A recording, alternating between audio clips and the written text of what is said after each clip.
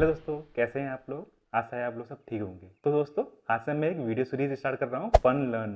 इस video series में मैं आपको बेसिक ऑफ इलेक्ट्रिसिटी के बारे में डिटेल में बताऊंगा और इस सीरीज में करंट, वोल्टेज, रेजिस्टेंस और पावर से रिलेटेड जो भी बेसिक टॉपिक्स हैं उनको मैं एक्सप्लेन करूँगा। तो दोस्तों, आज की वीडियो हम करंट से शुरू करते हैं।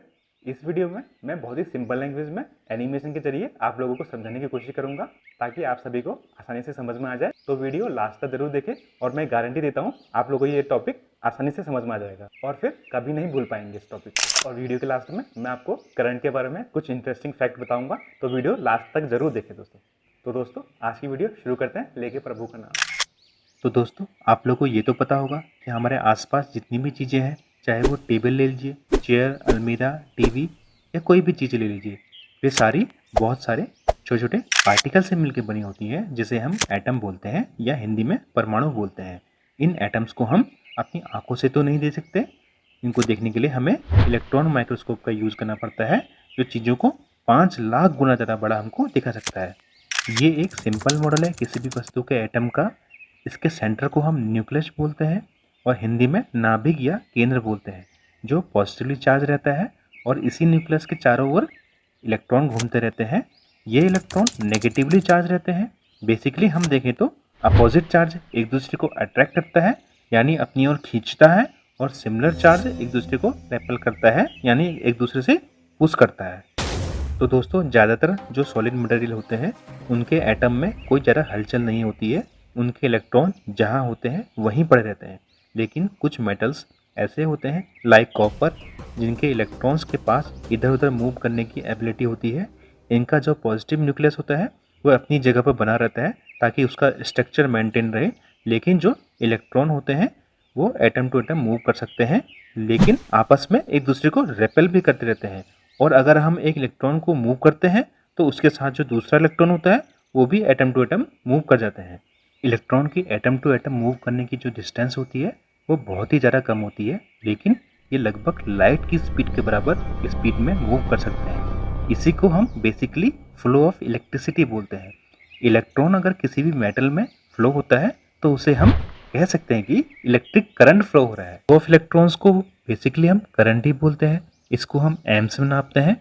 जैसे वेट को केजी में, ग्राम में, मिलीग्राम में नापते हैं, वैसे ही करंट को एम्स में नापते हैं। तो दोस्तों, यहाँ पर आप देख लीजिए 1 amps equal to 6.24 into 10⁻18 electron flowing through a certain point. और ऐसे ही 2 एम में दोगुना हो जाएगा, 3 एम में 3 गुना हो जाएगा। मतलब आप सोच लीजिए बहुत सारे इलेक्ट्रॉन फ्लो होते हैं। दोस्तों, आगे आप देख सकते हैं कि डेली लाइफ में हम जो इक्विपमेंट यूज़ करते हैं उसमें कितनी करंट फ्लो होती है, और इस करंट को 6.24 इंटू 10⁻18 से मल्टीप्लाई कर लीजिए और देख लीजिए सर्किट में कितने सारे इलेक्ट्रॉन फ्लो होते हैं, तब जाके हमारा इक्विपमेंट चलता है। दोस्तों, करंट को अच्छे से समझने के लिए हम एक क्लोज सर्किट का एग्जांपल लेते हैं। क्लोज सर्किट का नाम सुन के घबराने का नहीं। इसमें हमने एक बहुत सिंपल सर्किट लिया है जिसमें एक बैटरी है और एक बल्ब है, और बैटरी के पॉजिटिव और नेगेटिव टर्मिनल बल्ब से कॉपर वायर के जरिए जुड़े हुए हैं। इस सर्किट में हम देख सकते हैं कि इलेक्ट्रॉन बैटरी से कॉपर वायर में मूव कर रहे हैं और फिर बल्ब में मूव कर रहे हैं और फिर अगेन कॉपर वायर में मूव कर रहे हैं और फिर बैटरी के दूसरी तरफ मूव कर जाते हैं। जो नेगेटिव टर्मिनल है बैटरी का, वो इलेक्ट्रॉन्स को पुश करता है और ये इलेक्ट्रॉन्स दूसरे इलेक्ट्रॉन को पुश करते हैं, और इसी तरह एक कंप्लीट लूप बनता है और हम कह सकते हैं कि सर्किट में करंट फ्लो हो रहा है। तो दोस्तों, अब मैं आपको करंट के बारे में एक इंटरेस्टिंग बात बताना चाहूँगा जो आप में से काफ़ी लोग नहीं जानते होंगे। इलेक्ट्रिक करंट के 2 नेमिंग सिस्टम होते हैं। एक को हम कन्वेंशनल करंट बोलते हैं और दूसरे को एक्चुअल इलेक्ट्रॉन फ्लो बोलते हैं। तो ऐसा क्यों है, आइए इस बात को जानते हैं। तो बात तब की है जब इलेक्ट्रिसिटी की खोज चल रही थी, मतलब लगभग ईयर 1752 में। उस टाइम एक साइंटिस्ट हुआ करते थे बेंजामिन फ्रैंकलिन नाम से, जिनको ये लगा current positive to negative flow हो रही है, क्योंकि उस टाइम इलेक्ट्रॉन का आविष्कार नहीं हो पाया था। लेकिन रियलिटी में करंट का फ्लो नेगेटिव टू पॉजिटिव होता है। अनफॉर्चुनेटली जितने भी फॉर्मूले हम यूज़ करते हैं इलेक्ट्रॉनिक्स में, वो इसी मान्यता के आधार पर बना दिए गए थे कि करंट पॉजिटिव से नेगेटिव की तरफ फ्लो होता है।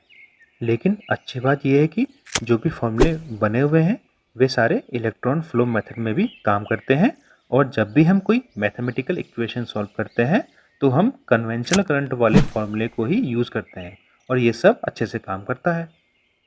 तो हम लोग भी ये प्रिटेंड कर सकते हैं कि current positive to negative flow होता है, जबकि सच्चाई इसके अपोजिट है। So friend, current is easy to understand, it just a flow of electron.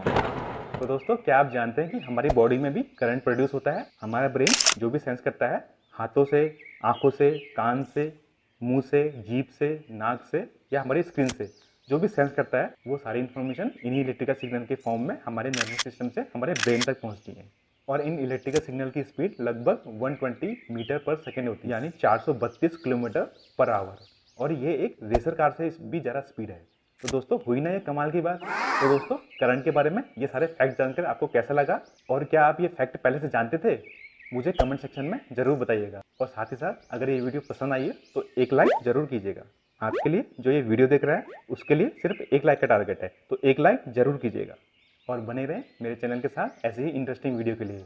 Channel में अगर नए हैं तो सब्सक्राइब जरूर करें और वीडियो को अपने दोस्तों के साथ ज़रूर शेयर करें। तो दोस्तों, फिर मिलेंगे एक नई वीडियो के साथ में, एक नए जोश के साथ में। तब तक के लिए जय हिंद, वंदे मातरम।